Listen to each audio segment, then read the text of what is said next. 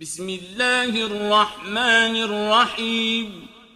ألهاكم التكاثر حتى زرتم المقابر، كلا سوف تعلمون ثم كلا سوف تعلمون، كلا لو تعلمون علم اليقين لترون الجحيم ثم لترونها عين اليقين ثم لتسألن يومئذ عن النعيم.